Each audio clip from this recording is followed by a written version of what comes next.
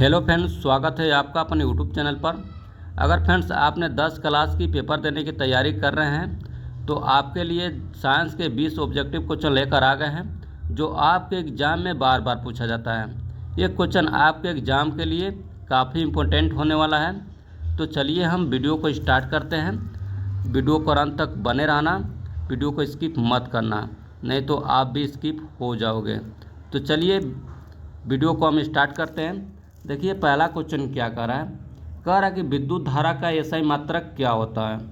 विद्युत धारा का एसआई मात्रक क्या होता है, तो इसका सही आंसर हो जाएगा एम्पियर। ऑप्शन नंबर सी इसका सही आंसर हो जाएगा एम्पियर। विद्युत धारा का एसआई मात्रक क्या होता है, एम्पियर। याद रखना, एक काफ़ी इंपॉर्टेंट क्वेश्चन है, कई बार आपके एग्जाम में पूछा गया है। अगला क्वेश्चन देखिए क्या कर रहा है, कह रहा है कि 1 किलोवाट घंटा बराबर कितना होता है। 1 किलोवाट घंटा बराबर कितना जूल होता है, तो इसका सही आंसर हो जाएगा 3.6 गुणे 10 के power 6 joule. Option number D इसका सही आंसर हो जाएगा। 1 किलोवाट घंटा बराबर कितने जूल होता है, याद रख लेना 3.6 गुणे 10 के power 6 joule. Option number D इसका सही आंसर हो जाएगा, याद रख लेना। अगला क्वेश्चन देखो क्या कर रहा है, कह रहा कि हृदय से फेफड़े तक रक्त को ले जाने वाली धमनी को क्या कहते हैं। हृदय से फेफड़े तक रक्त ले जाने वाली धमनी को क्या कहते हैं, तो इसका सही आंसर हो जाएगा फुफ्फुस धमनी। ऑप्शन नंबर बी इसका सही आंसर हो जाएगा, याद रख लेना। इंपॉर्टेंट क्वेश्चन है, स्किप मत करना क्वेश्चन को, एक भी क्वेश्चन को स्किप मत करना, क्योंकि ये सभी क्वेश्चन आपके एग्जाम में बार बार पूछा गया है। अगला क्वेश्चन देखिए क्या कर रहा है, कह रहा कि किसी दर्पण की फोकस दूरी 20 सेंटीमीटर है तो उसकी वक्रता त्रिज्या क्या होगी। तो आपको 10 क्लास में एक सूत्र पढ़ाया गया होगा कि R बराबर 2F, जहाँ R हो गया आपका वक्रता त्रिज्या और F हो गया आपकी फोकस दूरी। तो R आपको ज्ञात करना है, फोकस दूरी हो गया 20 सेंटीमीटर, तो R बराबर कितना हो जाएगा 40 सेंटीमीटर हो जाएगा, याद रख लेना। इसका सही आंसर हो जाएगा सी। ऑप्शन नंबर सी इसका सही आंसर हो जाएगा।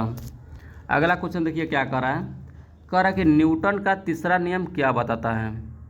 न्यूटन का तीसरा नियम क्या बताता है, तो इसका सही आंसर हो जाएगा हर क्रिया के बराबर वह विपरीत प्रतिक्रिया होती है। ऑप्शन नंबर बी इसका सही आंसर हो जाएगा, हर क्रिया के बराबर वह विपरीत प्रतिक्रिया होती है।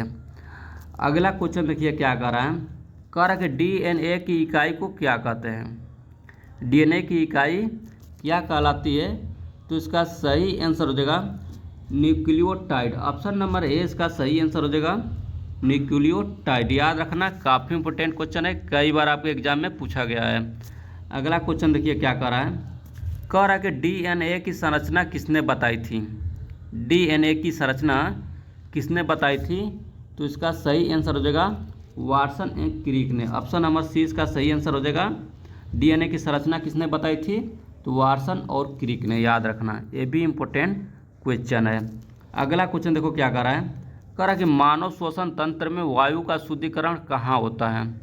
मानव श्वसन तंत्र में वायु का शुद्धिकरण कहाँ होता है, तो इसका सही आंसर हो जाएगा नाक में। ऑप्शन नंबर बी इसका सही आंसर हो जाएगा, याद रखना। मानव श्वसन तंत्र में वायु का शुद्धिकरण कहाँ होता है, तो नाक में होता है, याद रखना। इसका सही आंसर हो जाएगा बी। अगला देखो क्वेश्चन क्या कर रहा है, कह रहा है कि ओजोन परत हमें किससे बचाती है। ओजोन परत हमें किससे बचाती है, तो इसका सही आंसर हो जाएगा पराबैंगनी किरण से। ऑप्शन नंबर बी इसका सही आंसर हो जाएगा। ओजोन किरण हमें किससे बचाती है, तो इसका सही आंसर हो जाएगा पराबैंगनी किरणों से। अब ऑप्शन नंबर बी इसका सही आंसर हो जाएगा। अगला क्वेश्चन देखो क्या कर रहा है, कह रहा कि पौधों में भोजन बनाने की प्रक्रिया कहलाती है। पौधों में भोजन बनाने की प्रक्रिया क्या कहलाती है, तो इसका सही आंसर हो जाएगा प्रकाश संश्लेषण। ऑप्शन नंबर बी इसका सही आंसर हो जाएगा। ये भी काफ़ी इंपॉर्टेंट क्वेश्चन है, कई बार आपके एग्जाम में पूछा गया है, याद रख लेना। अगला क्वेश्चन देखो क्या कर रहा है, कह रहा कि कार्बन का विद्युत चालक रूप है। कार्बन का विद्युत चालक रूप है कौन है, तो उसका सही आंसर हो जाएगा ग्रेफाइट। ऑप्शन नंबर 20 का सही आंसर हो जाएगा। कार्बन का विद्युत चालक रूप इसमें से कौन है, तो ग्रेफाइट है। अगला क्वेश्चन देखो क्या कर रहा है, कह रहा है कि ध्वनि तरंग का प्रकार है, ध्वनि तरंग का प्रकार है। ध्वनि किस प्रकार के तरंग का प्रकार है? तो इसका सही आंसर हो जाएगा अनुदैर्ध्य तरंग। ऑप्शन नंबर बी इसका सही आंसर हो जाएगा अनुदैर्ध्य तरंग। ध्वनि किस प्रकार के तरंगदैर्ध्य का प्रकार है? तो अनुदैर्ध्य तरंग। ऑप्शन नंबर 20 का सही आंसर हो जाएगा, याद रख लेना। अगला देखो क्वेश्चन क्या कर रहा है। कह रहा कि प्रिज्म से श्वेत प्रकाश गुजरने पर कितने रंग प्राप्त होते हैं? प्रिज्म से श्वेत प्रकाश गुजरने पर कितने रंग प्राप्त होते हैं? तो इसका सही आंसर हो जाएगा 7। ऑप्शन नंबर सी इसका सही आंसर हो जाएगा। प्रिज्म से श्वेत प्रकाश गुजरने पर कितने प्रकार के रंग प्राप्त होते हैं? तो 7। ऑप्शन नंबर सी इसका सही आंसर हो जाएगा, याद रख लेना। ये भी कई बार आपके एग्जाम में पूछा गया है। अगला क्वेश्चन देखो क्या कर रहा है। कह रहा कि अम्ल प्लस क्षार जैसे मतलब बनकर उदासीनीकरण हो जाता है, वैसे नमक प्लस पानी किस प्रकार की अपक्रिया है? तो इसका सही आंसर हो जाएगा उदासीनीकरण। ऑप्शन नंबर डी इसका सही आंसर हो जाएगा उदासीनीकरण, याद रख लेना। अगला क्वेश्चन देखो क्या कर रहा है। कह रहा कि आँख का कौन सा भाग प्रकाश को फोकस करता है? आँख का कौन सा भाग प्रकाश को फोकस करता है? तो इसका सही आंसर हो जाएगा लेंस। ऑप्शन नंबर 20 का सही आंसर हो जाएगा।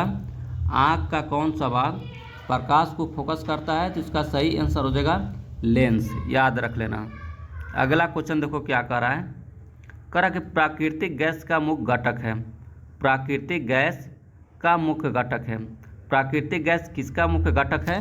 तो इसका सही आंसर हो जाएगा मीथेन का। ऑप्शन नंबर सी इसका सही आंसर हो जाएगा। प्राकृतिक गैस किसका मुख्य घटक है? तो मीथेन का, याद रख लेना। ये भी कई बार आपके एग्जाम में पूछा गया है। अगला क्वेश्चन देखो क्या कर रहा है।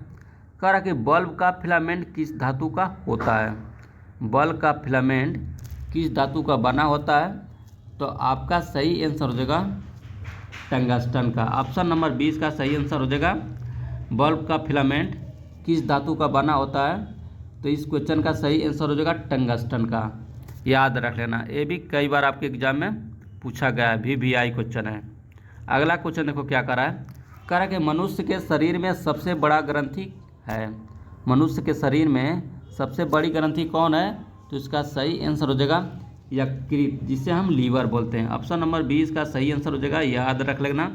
ये भी इम्पोर्टेंट क्वेश्चन है, कई बार आपके एग्जाम में पूछा गया है। अगर आपके पेपर में आ जाए कि मनुष्य के शरीर में सबसे बड़ी ग्रंथि कौन है, तो मार देना यकृत। ऑप्शन नंबर 20 का सही आंसर हो जाएगा। अगला क्वेश्चन देख लो क्या कर रहा है। कह रहा है कि लाल रक्त कणिकाओं में कौन सा धातु आयन होता है? लाल रक्त कणिकाओं में कौन सा धातु आयन होता है? तो इसका सही आंसर हो जाएगा आयरन। ऑप्शन नंबर 20 का सही आंसर हो जाएगा। लाल रक्त कणिकाओं में कौन सा धातु आयन होता है? तो इसका सही आंसर हो जाएगा ऑप्शन नंबर बी। देखिए लास्ट क्वेश्चन क्या कर रहा है। कह रहा है कि लैक्टिक अम्ल कहाँ बनता है? लैक्टिक अम्ल कहाँ बनता है? अगर आपके पेपर में आ जाए कि लैक्टिक अम्ल कहाँ बनता है तो क्या मारोगे? तो इसे मार देना मांसपेशियों में। ऑप्शन नंबर 20 क्वेश्चन का सही आंसर हो जाएगा। लैक्टिक अम्ल कहाँ बनता है? तो मांसपेशियों में।